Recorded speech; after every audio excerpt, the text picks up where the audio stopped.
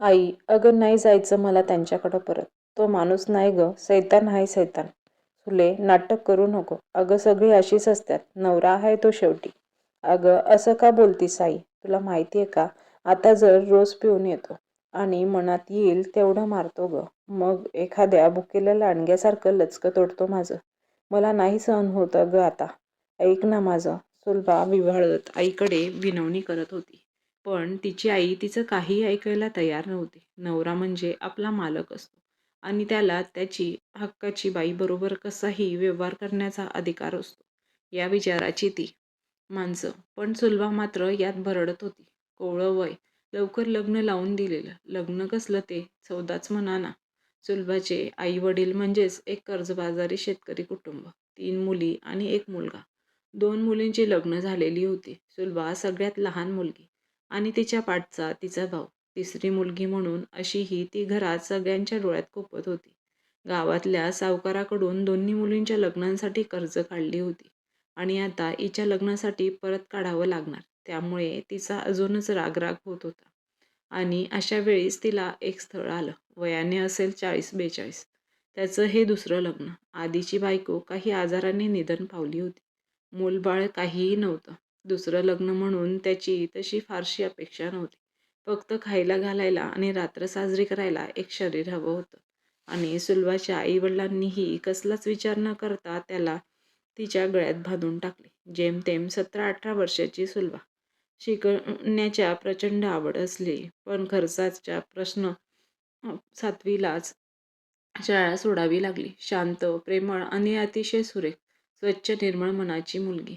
एखाद्या साचलेल्या पाण्याच्या डबक्यात सुंदर कमळ उमलावं तशीच तिच्या कुटुंबाला लाभलेली ती.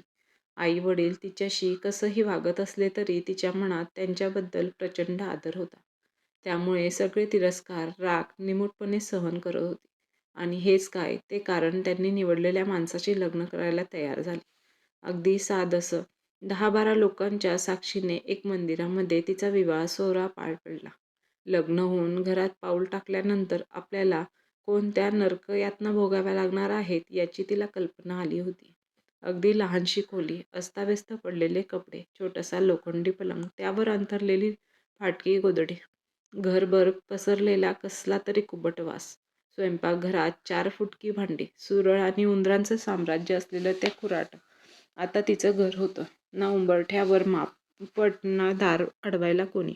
असा होता तिचा गृहप्रवेश. पाठ केलेल्या ओखाण्यात नेमका नवऱ्याचं नाव घ्यावं की पदरी पडलेल्या धोंड्याला दोष द्यावा हेच कळेना तिला. सुलभाला घरात येऊन आल्यानंतर तिचा नवरा नारायण बाहेर कुठेतरी गेला. मग फरशीचं चुंबन घेणाऱ्या निर्या कमरेला खोचल्यात आणि आपली कामाला लागली. झाडलोट, पसारा आवरला. फुटकी चिपकी भांडी धुवून पुसून मांडणीवर मांडली आणि जे काही होतं त्यात पोटात भर घालता येईल असं काहीतरी शिजवलं. सगळं लगबगीने आवरून ती जरा मोकळा श्वास घेत भुईला टेकली. हा तिच्या लग्नानंतरचा पहिला दिवस. तशी दुःख आणि यातना या तिच्या परिचयाच्या नव्हत्यात असं नाही. पण अनोळखी माणसाला आपलं मानून इथं राहणं, तिच्या पसनी पडणं एवढं सोपं नव्हतं. विचारांच्या काहुरात बुडून गेलेली असतानाच दार धडधड वाजलं. पटकन उठली आणि दार उघडलं. मध्यात धुंद होऊन हेलकारे घालणारा नारायण समोर उभा होता. त्याला त्या अवस्थेत पाहून ती अजूनच अचंबित झाली. दार ढकलून तो आत आला. यव्वना 3 सांज झाली होती. खायला दे चल मला. त्याचे ते अक्राळ शब्द कानावर पडताच दार लावून तिने त्याला जेवायला वाढलं आणि तीही बसली. जेवण उरकून ती भांडी उचलतच होती की त्याने तिला हाताला ओढून पलंगावर ढकल आणि कितीतरी दिवस भुकेले असलेल्या सैतानासारखा तिच्यावर तुटून पडला. सुलभा ओरडत विव्हाळत होती, पण नारायणला याचा काही फरक पडत नव्हता. आता या सगळ्या गोष्टी रोजच्याच झाल्या होत्या. हळूहळू तिने ही याची सवय करून घेतली. दुःखाचे 7 समुद्र पार केल्याशिवाय सुखाचा फुलाचा सुगंध घेता येत नाही का याचा विचार करून ती करू लागली. पण कसलेच आशेचे किरण तिच्या पुढे नव्हते. एखाद्या काळोख्यात जंगलात तेवणारा मंद दिवा विझू जावा आणि सकाळचे सगळीकडे अंधार साम्राज्य पसरावा, अगदीच तसंच तिच्या आयुष्याचं झालं. सुलभाच्या लागवी स्वभावामुळे तिचे शेजाऱ्यांशी चांगले मैत्रीचे संबंध निर्माण झाले होते. घरातल्या जाचापासून थोडी विश्रांती म्हणून ती नेहमी शेजारच्या काकूंच्या घरी जायची. त्यांना मूलबळ काही नव्हतं. त्यामुळे त्यांनाही खूप आपुलकी वाटत असे आणि सुलभालाही मायेचा आधार मिळत असे. त्या तिला खूप जीव लावत होत्या. पण नारायणला काहीतरी वेगळाच संशय येऊ लागला होता. सुलभाचं त्याच्याकडे सतत जाणं त्याला खटकू लागलं. शेजारच्या काकांसोबत सुलभाचे काही संबंध आहेत असा त्याचा समज होऊ लागला होता. एके दिवशी सायंकाळी सुलभा काकूंच्या घरी गेलेली होती. काका-काकू आणि सुलभाचा छान गप्पा फण रंगला होता. "अहो, चहा टाका ना आपल्याला. मला फार कंटाळा आला आहे." "अहो काकू, त्यांना कशाला सांगताय? मी करते ना." "अगं ठीक आहे गं सुलभा, आमचं असं काही नसतं. दोघेच आहोत एकमेकांना. त्यामुळे हे तुझं काम आहे, हे माझं काम आहे असं काही नाही आमच्यात.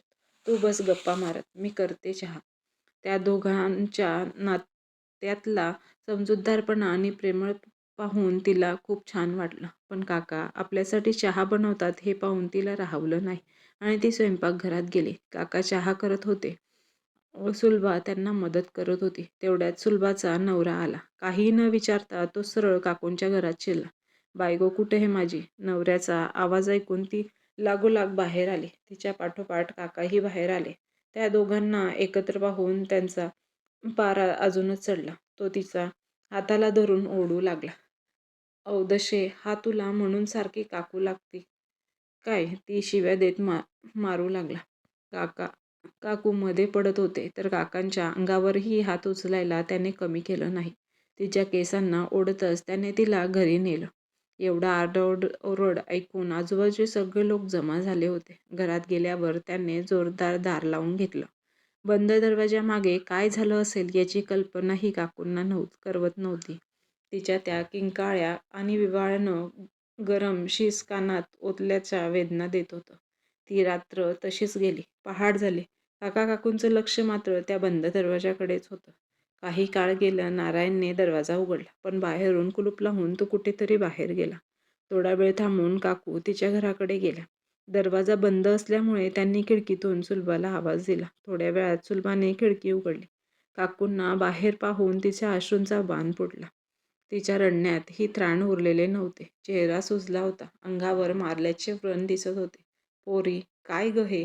तिचा तो अवतार पाहून काकूंचेही अश्रू थांबले नाहीत. "काकू, काकू" फक्त एवढेच शब्द तिच्या तोंडून निघत होते. बाकी तर अश्रूंनी मुखातील शब्दावर विजय मिळवून त्यांचा आवाज बंद केला होता. थोडा वेळ थांबून काकू घरी आल्या आणि सगळा प्रकार काकांना सांगितला. त्यांचे अश्रू अनावर झाले होते. एखाद्याच्या वाटेला दुःख किती यावं यालाही काहीतरी सीमा असते. सुलभाने तर दुःख तिच्या पचवीलाच पुजून आणलं होतं. पण काका-काकूंना तिची ही अवस्था पाहावत नव्हती. तिला यातून बाहेर काढलंच पाहिजे असं त्यांना वाटू लागलं होतं. पोटचं मूल नसलं तरी सुलभाने काही दिवसातच त्यांच्या मुलीची जागा घेतली होती. ते दोघंही यातून तिला मोकळं करण्याचा मार्ग शोधू लागलेत. 2 दिवस असेच गेलेत. मग एक दिवस पुन्हा नारायण सुलभाला घरात बंद करून गेला. त्याची जाण्याची काकू वाटच पाहत होत्या. तो जाताच काकू सुलभाच्या खिडकीजवळ गेल्या. तिला आवाज देताच ती पटकन खिडकीत आली. "सुलभा, पोरी कशी आहेस?" "बरंच म्हणायचं काकू. मला तुझी ही अवस्था नाही पाहावत गं." "माझंच चुकलं काकू. माझ्यासारख्या मुलीला थोडा पण आनंद घेण्याचा अधिकार नाही. तुमच्याकडं येऊन जरा बरं वाटायचं. पण आता असं का बोलतेस गं? तुझ्याही आनंदावर आणि सुखावर तितकाच हक्क आहे, जेवढा इतरांचा. आणि म्हणूनच मी काय सांगते ते नीट ऐक." सुलभाला काकूंच्या बोलण्याचा अर्थ कळेना. ती अगदी भाबड्या चेहऱ्यानं त्यांच्याकडे पाहू लागली. "सुलभा, नवरा म्हणजे सगळं काही नसतं गं. नवरा, लग्न या गोष्टी तेव्हाच परिपूर्ण होतात जेव्हा त्या नात्यात प्रेम, आदर आणि विश्वास असतो. तुझ्या नात्यात तर यातलं काहीही नाही. बायको म्हणजे फक्त तिने जेवण करून खायला घालणं, मुलं जन्माला घालणं, त्यांना वाढवणं आणि नवऱ्याची रात्र साजरी करणं, एवढाच आहे का गं?" "नाही ना. तुला खरंच हे नातं हवं आहे का?" सुलभा विचारात पडली होती. "काकू, असला नवरा असलं लग्न कुणाला पाहिजे असतं. पण परिस्थिती सगळं करायला लावते. आणि इथंच तुम्ही चुकता." "कसली परिस्थिती गं? तू स्वतःवर ओढवून घेतली आहेस. बाहेर पड यातून सुलभा. बाहेर पड. कैद आहे ही तुझी. इच्छेविरुद्ध हा संसाराचा गाडा ओढण्यात काय अर्थ आहे काकू?" "पण अहो, आता कसं शक्य आहे हे? काय करणार मी?" "काहीच नाही. तूच करू शकतेस. अगं, नात्यात प्रेम असेल तर ते आनंददायी होतं. जर फक्त जगाची रीत म्हणून हे नातं तू सांभाळत असशील तर ही फक्त तुला जखडून ठेवणारी बेडी आहे. हीच वेळ आहे यातून बाहेर पडण्याची. जरा एकदा कायमची अडकलीस तर आयुष्यभर यातून बाहेर पडण्यासाठी धडपड केलीस तरी पडू शकणार नाही. सुलभाला काकूंचं म्हणणं पटू लागलं होतं. खरंच त्या नात्यात काही राम नाही असं तिलाही वाटू लागलं होतं. काकू पण काय करायचं? कसं यातून निघू मी? पळून जा इथून. काय? अहो पण आता पण ठेव ठेव बाजूला. एक दिवसा तू घराबाहेर पडणं शक्य नाही. तुला रात्रीचं हे काम करता येईल. तो झोपला की तू निघ आणि माझ्या घरी ये. मी तुझ्या जाण्याची सगळी तयारी करून ठेवते. अहो पण त्याला जाग आली तर? हे बघ आता तू जर तर करत बसशील तर अशीच राहशील. तुला हे धाडस करावंच लागेल. काही काळजी करू नको. आम्ही आहोत तुझ्यासोबत असं म्हणून काकू निघून गेल्या. सुलभाला आता जरा धीर मिळाला होता. तिनेही मनाची तयारी केली होती. दिवसभर ती तोच विचार करत होती. खरंच यातून बाहेर पडावं का? आई बाबा काय म्हणतील आणि इथून मी कुठे जाणार? कसं भागवणार? एकटी बाई इथं एकटा नवरा लचके तोडत आहे. बाहेर तर लांडग्याची टोळीच असते. त्यामुळेच त्यातून कसं वाचवायचं? या सगळ्या प्रश्नांनी तिचं डोकं भंडावून सोडलं होतं. पण जर यातून बाहेर पडले नाही तर मग आयुष्यभर मी इथेच कितपत पडून राहू का? रोज त्यांनी यायचं, मला हवं तेवढं मारायचं आणि नंतर माझ्या शरीराचा उपभोग घ्यायचा. त्याचा हा उन्माद नक्की किती दिवस सहन करायचा? आईला सांगून पण काय उपयोग झाला नाही. बाहेर पडण्यात जोखीम आहे, पण कदाचित चांगलं जीवन ही जगायला मिळेल. आता बास, खरंच बास. मला यातून बाहेर पडायचंय, असं म्हणत तिने आता मनाशी पक्क केलं आणि पळून जायचं तयार झाली. तिन्ही सांज झाली. नारायण घरी आला. नेहमीप्रमाणे पिऊन जेवण उरकून आणि रोजच्यासारखी तिने तिचं शरीर त्याला बहाल केलं. पण शेवटचं. आज ती विव्हाळत नव्हती, तडफडत नव्हती, निश्चित पडून राहिली होती. हा याचा आणि माझा शेवटचा प्रणय. मग मी मुक्त करणार आहे या शरीराला त्याच्या जाचापासून. थोडा वेळ गेला. नारायणला चांगली गाढ झोप लागली होती. ती निघायच्या तयारीला लागली. एक पिशवीत 2 साड्या भरल्यात, सोबत थोडे साठवलेले पैसे घेतलेत आणि दबक्या पावलांनी निघू लागली. घर तसं अगदी लहान होतं, पण ती 4 पावलंही तिला खूप मोठ्या खडतर प्रवासासारखी वाटू लागली होती. तिचं लक्ष नारायणकडेच होतं. ती दरवाजाजवळ पोचली. कडीला हात लावणार तेवढ्यात नारायण जागा झाला. त्याने तिच्याकडं पाहिलं. हातातली पिशवी बघून त्याला थोडी शंका आली. कुठे चाललीस? त्याचा आवाज ऐकताच ती दचकली. हातपाय थरथरायला लागले. त्याने तिच्या हातातली पिशवी हिसकावून घेतली आणि तिच्या मुसकट्यात दिली. सुलभा खाली पडली. तो तिला लाथा मारू लागला. सुलभाला मात्र वेदना होत नव्हत्या. ती तशीच पडून राहिली. तिची भीतीही कुठेतरी पळून गेली होती. तिला कसंही करून यातून बाहेर पडायचं होतं. तिने पुढचा मागचा कुठलाही विचार न करता फरशीवर असलेला वरवंटा उचलला आणि उठून त्याच्या डोक्यात घातला. नारायण खाली कोसळला आणि क्षणार्धात रक्तबंबाळ झाला. काही वेळातच त्याची हालचाल बंद झाली. सुलभा समाधी लागल्याप्रमाणे नुसतं बघत राहिली. थोडा वेळ गेल्यावर तिला कळलं, हे आपण काय करून बसलो आहोत. ती घाबरली. तिने त्याला उठवायचा प्रयत्न केला, पण तो काहीच प्रतिसाद देत नव्हता. तो गेला होता. आता तिची चांगलीच घाबरगुंडी उडाली. तिने पटकन पिशवी उचलली आणि काकूंच्या घरी गेली. सुलभाने काकूंचे दार ठोठावले. काकू जागेच होते. त्यामुळे त्यांनी पटकन दार उघडले. काकूंना समोर बघताच सुलभा त्यांना जाऊन बिलगली. प्रचंड घाबरलेली होती. हृदयाचे ठोके वाढलेले होते. हातपाय लटापटायला लागले होते. त्यांनी तिला आत घेतलं आणि दरवाजा लावून घेतला. तिला थोडं शांत करून पाणी प्यायला दिलं. सुलभा जरा सावरल्यानंतर तिला काय झालं ते विचारलं. सुलभाने त्यांना सगळं सांगितल्यावर काकूंनी तर डोक्यालाच हात लावला. काका पण घाबरले. पण असं घाबरून आणि धीर सोडून चालणार नव्हतं. आता सुलभाला लवकर इथून बाहेर काढायचं होतं. सुलभा, बाळा काळजी करू नकोस. झालं ते चांगलं झालं असं नाही म्हणणार मी. पण आता तुला इथून जायला हवं. वेळ दौडून जमणार नाही. एक महिला पुनर्वसन केंद्र आहे. पण इथून 2 दिवसाचा प्रवास आहे. माझ्या मित्राच्या ओळखीचे आहे. काही लोक आहेत तिथे. मी तुझ्याबद्दल सांगून ठेवलं आहे त्यांना. तू आज झालेल्या प्रकारातलं कुणालाच काही बोलू नकोस. तिथे तुझी राहण्याची, खाण्याची आणि रोजगाराची सोय असेल. फक्त एक लक्षात ठेव, तू आता सुलभा नाहीस. हे गाव तुझं नाही. हा नवरा तुझे आई वडील कोणी कोणी तुझं नाही. कोणीही काही विचारलं तर काहीही सांगायचं नाही. पोलीस तुझ्यापर्यंत पोहोचणार नाहीत याची जबाबदारी आम्ही घेतो. काकांनी सुलभाला सगळं समजावून सांगितलं. पण तरीही सुलभा या धक्क्यातून बाहेर आली नव्हती. आपण खून केला आहे, तेही आपल्याच नवऱ्याचा, हे सत्य पचवणं तिच्यासाठी शक्य नव्हतं. ती काकांनी सांगितलेल्या गोष्टींसाठी तयार नव्हती. पोलिसांना शरण जावं आणि केलेल्या पापाचा पश्चाताप करावा हाच तगादा तिने लावला होता. आता मात्र काकू चिडल्यात आणि थोड्या मोठ्या आवाजात त्या तिला खडसावू लागल्यात. हो, जा. आत्ताच्या आत्ता निघून जा. अहो, तुम्हीच घेऊन जा हिला पोलिसांकडे. हिला जगण्याचा हक्कच नाहीये मुळी. आणि जगायचं असेल तर अशाच लोकांमध्ये तिला जगायला आवडेल. काकूंचा संताप अनावर झाला होता. सुलभा, अगं कसला नवरा? ज्याने तुझ्या तोंडावरून मायेने कधी हात फिरवला नाही तो. की जो फक्त तुझ्या शरीरात सुखासाठी तुझा वापर करत होता तो. आजपर्यंत तुझ्याशी कधी बोलला तरी आहे का? हो, शिव्या आणि लाथा मात्र उठता बसता खाल्ल्या असशील नक्कीच. ज्याला तू नवरा म्हणतेस, लग्नाचं नातं म्हणतेस की तुझी बेडी होती. उपभोगाचं साधन आहेस तू फक्त आणि त्यात तू स्वतःला जखडून घेतला आहेस. त्याच्या गरजेला तुला उपयोग व्हावा यासाठी ही लग्नाची गाठ बांधली होती त्याने. आईवडिलांना तर तू आधीपासूनच जड झालेली होती. त्यामुळे त्यांना लग्न झाल्यानंतर मुलगी जगली की मेली हेही बघायची गरज वाटली नाही. जीवन म्हणजे फक्त लग्न आणि नवरा हे नाही ग सुलभा. तुलाही हसण्याचा, बोलण्याचा, प्रेम करण्याचा आणि करून घेण्याचा अधिकार आहे.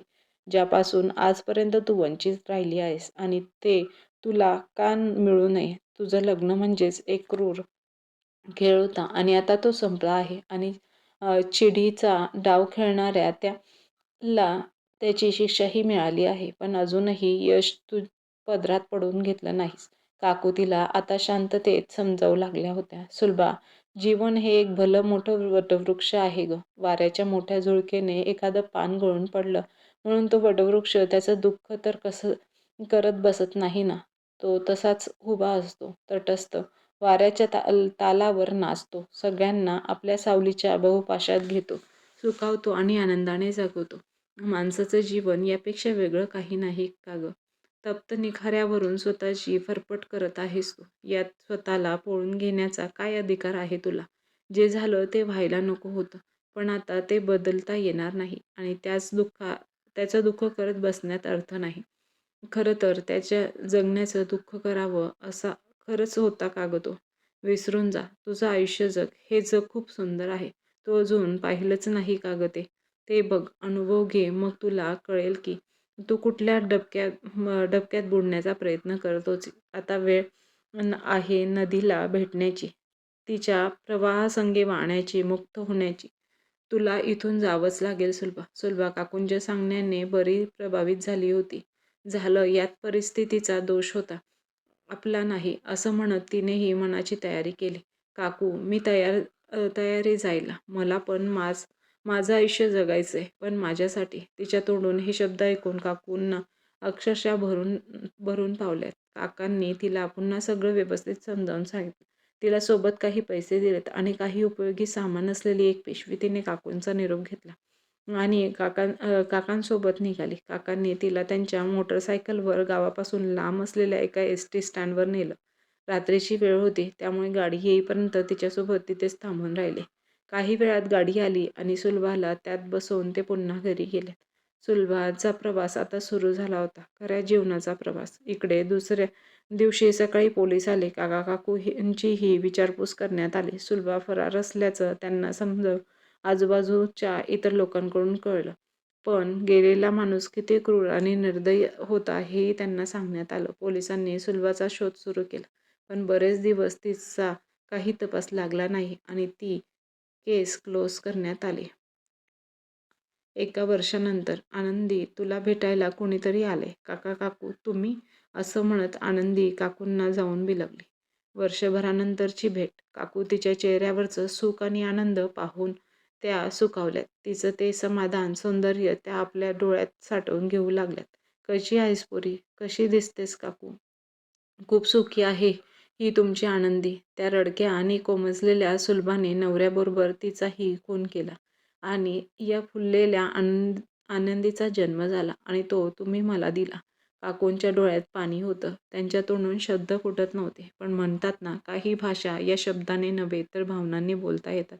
आणि अगदी तसंच. आनंदी महिला पुनर्वसन केंद्रात सुखाने राहू लागली होती. तिथल्या इतर महिलांसोबत आनंदाने बागडू लागली होती. आजपर्यंत कधीही जगली नाही असं सुखकर आयुष्य जगत होती. मनातल्या सगळ्या भावनांचा आदर करू लागली होती. मोकळा श्वास घेत होती. हो, ती तिचं आयुष्य जगत होती. खरं आयुष्य. आनंदी आनंदात होती. मित्रांनो, ही होती आपली आजची कथा. कथा कशी वाटली कमेंट करून नक्की सांगा. आवडल्यास लाईक, शेअर, सबस्क्राईब करायला विसरू नका. तुमचा किमती वेळ दिल्याबद्दल धन्यवाद.